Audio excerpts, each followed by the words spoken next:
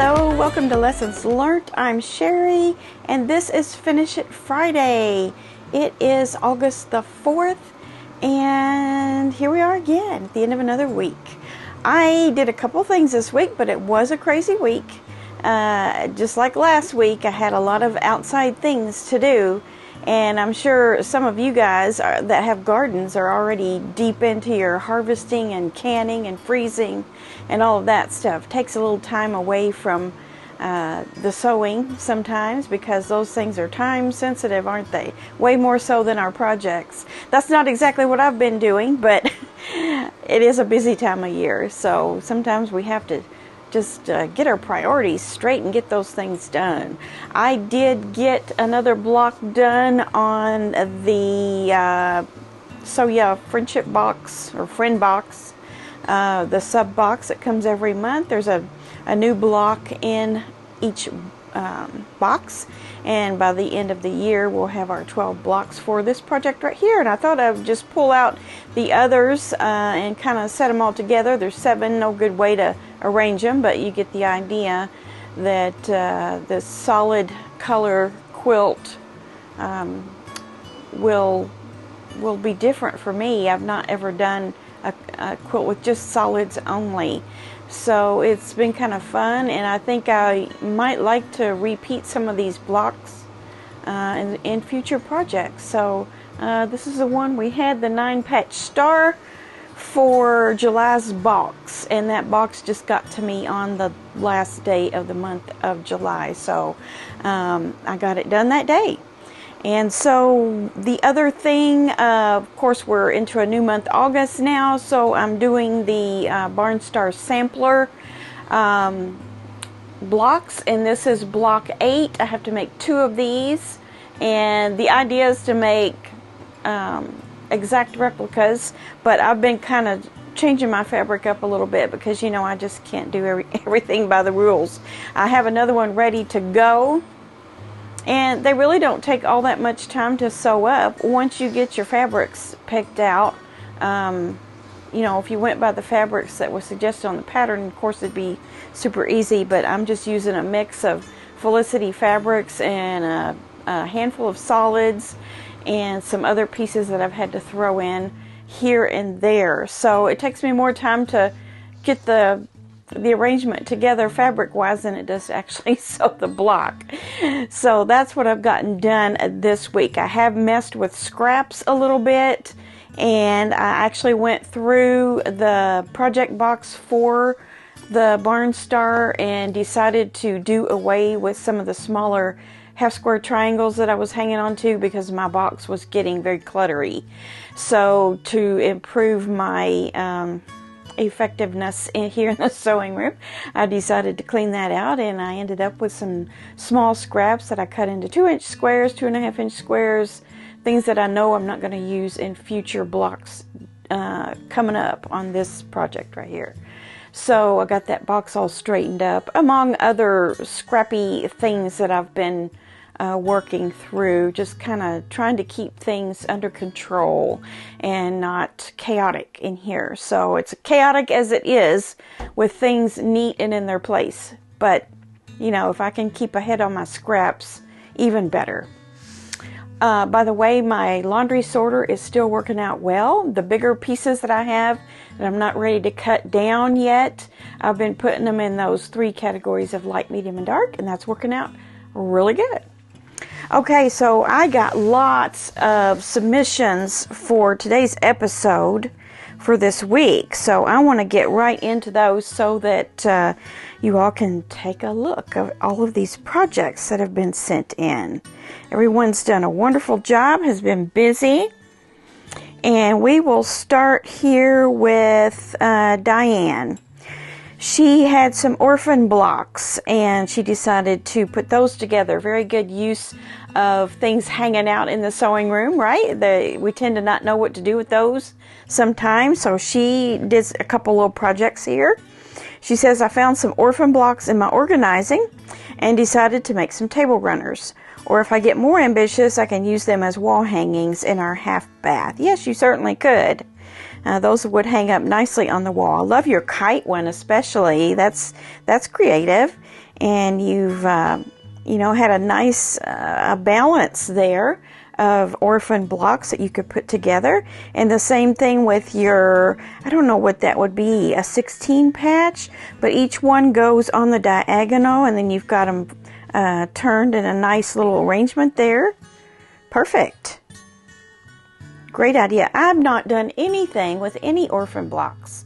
I have an orphan block box. It's not really big. It's kind of like a scrapbook box, and you know, not very deep, but it is nearly full, and some of it's just parts, and some of it is there are full blocks that I could do something with. So maybe I need to work on that. If my box gets full, I have to do something, right? Okay, now we're going to see Sun Painted Carol. We haven't seen you for a little bit, Carol. She also has been working with some scraps, so that seems to be the theme of the week, what to do with scraps. This is a quilt that she put together. She said, this is a full-size quilt I made for a neighbor who's moving out of state. I normally do not make shams when I make a quilt, but I wanted hers to have the whole set. I used my scraps and sewed them into large pieces, some of the 20 by 20 inches. I then cut them to the sizes I needed for the quilt. I found it so very relaxing and calming when I was sewing the scraps together. I will periodically sew up my scraps in this way ever so often so they do not get out of hand. Yeah. Most of the fabrics in this quilt are my sun painted fabrics. Last week I sun painted about 10 yards of fabric. I had so much fun. I still have yet to do that. She's got two separate pictures here, one of the quilt itself and then the two shams. Very nicely coordinated with the pattern that you chose there. Very easy. Just cut up your scraps in such a way that you could arrange them with some white sashing, and that's perfect. Very modern, and as always, very juicy. Those sun painted fabrics are very juicy. Okay, Ernest has a finish. Ernest has been working on something. Here, it's a bookshelf quilt, and here's what he says about it. After a month of not feeling well and trying to maintain some sort of activity, I finally finished the bookshelf quilt. I followed Missouri Star's tutorial using layer cakes and scraps. Fabrics vary from Cafe, Felicity, Figo, QT, Bennertax, and so much more. The tchotchkes are applique. There are pieces in the back to hold it up. It's going to be a wall hanging in the living room. The quilting is pale yellow on the books and wood grain and black on black. The binding matches the outer borders and it finishes at 68 by 72. Very colorful and very cute the way you put your tchotchkes in there. He has a mosaic vase, looks like a lava lamp, a basket of avocados, and an oval-shaped frame with a portrait in it. So that was very, very creative, and he's got his little tabs on some of the books as well, so no mistaking that that is a bookcase. And he even, if you look in the second picture, mitered off those corners of his wood grain material to make it look like an actual bookcase, and that's exactly the effect once it's on the wall there. Very nice, very, I don't know if you'd say lifelike because books don't live, but very real in its appearance. So I love that. And I do know some other things about this as well, that he has some book collections, some actual book collections that he mirrored with some of these fabrics and the colors that he chose and so on. Very nice, and we're glad you're feeling well now. Victoria has a quilt here. She said she got one quilt top completed, not the one I had thought I would get done, but there seems like there will be another one next week, she says. This is pretty with outlined in pink. I think we may have seen this quilt top before, or maybe at least some of the blocks, right? And then she's got it 4 large corners there, and then a nice medallion in the center, and then the dark star points. And also her medallions in the cornerstones in each corner are very detailed as well. So she's got that all finished, bound, quilted, everything. I love that you use the multicolor fabric for the binding. Love that. I think she had another quilt in mind to send this week, but she didn't get that one done, but she got this one done. We have one from Anja. We haven't seen Anja for a while, and she always has lovely creations. And we see a quilt here in some medium pinks and some lavenders and some burgundies with a little bit of white background. She says, here they are, my two finishes, finally. I was busy with sewing patchwork shirts and a quilted coat, but it didn't work out as I had in mind.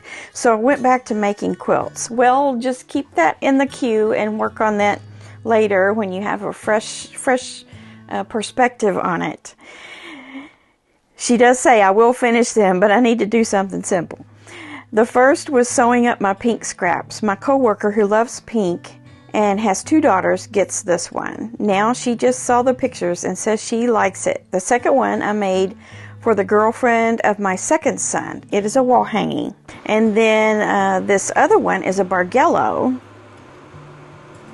So I may have this wrong. Maybe the bargello is for your son's girlfriend. It's in rust, grays, maybe charcoal, burgundy, maybe white. And it looks like you've used like a global map fabric as well. That worked out very, very well. So is the patchwork at the top the back of the flamingo one? Let us know. I'm confused. Either way, they're gorgeous quilts. Peggers. Okay. Peggers says, I needed to replace my quilt on my bed. I decided to go with a store-bought plain color. Okay, so you're going to say, why would a quilter buy a plain colored store-bought quilt? She says, I'm going to make myself bed runners. This pattern is one of Elizabeth Hartman's. I have made many of her critters. So I decided on this elephant to be the first.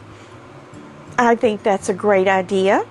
Get you a nondescript comforter there or bedspread and make some very interesting bed runners with those Elizabeth Hartman characters. And I do happen to know that you have sent one to Pat Sloan that she's using in her critter quilt, or is it the flamingo that she decided to keep out? Let us know in the comments. I forget. Okay, Dolores has done some keychains and baby burp cloths, and she has used some Mississippi ball team themed fabric, and she sells these at her local beauty salon. Ole Miss is the college. Okay, so I think that's it for this week. Nice photo haul we got in here. I really enjoyed it myself. Everything is so gorgeous, so beautiful, and well done. And that's the purpose of this episode of this this show, this Finish It Friday show. That's what it's for. It's to showcase what we've got done and how our skill levels are getting better and better as we go. Many of you have sent things many times to the channel, and we get to see how much you're improving as well, and myself included. I was pretty rusty when I started quilting again a couple of years ago, so I have improved some, and all of you are too. Some of you newer ones are confident enough to send your finished projects in, and that is great, and I encourage you to keep doing that, all of you. And anybody that hasn't sent anything in yet, please do.